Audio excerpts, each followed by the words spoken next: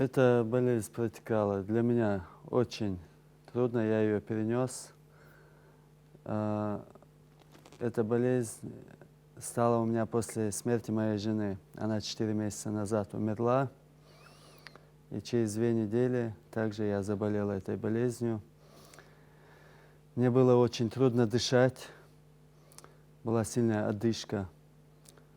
Я был в холодном поту, была сильная температура.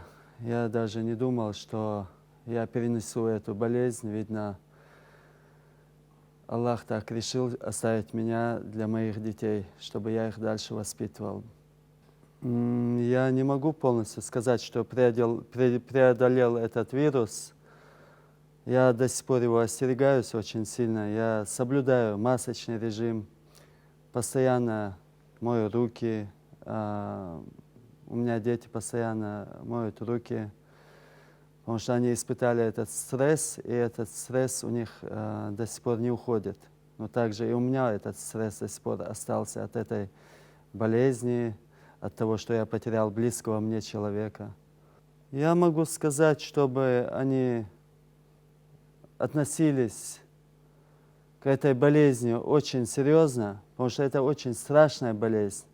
Когда через эту болезнь проходишь, теряешь близких себе людей, родственников, друзей, это очень страшное дело. Я не знаю, вот я вижу, люди очень безалаберно относятся к этой проблеме.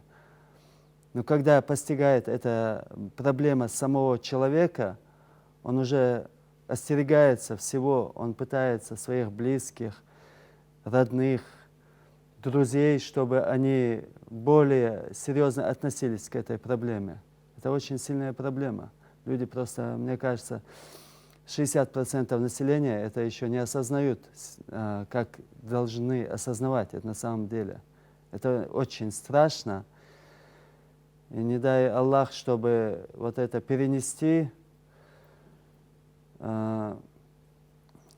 Пачхо, наш глава республики, глубоко уважаемый Рамзан Ахматович, постоянно нас предупреждает, чтобы мы остерегались этой болезни, чтобы мы соблюдали действия Роспотребнадзора, то, что они говорят нам. Но люди игнорируют, мне кажется, 50-60% игнорируют это.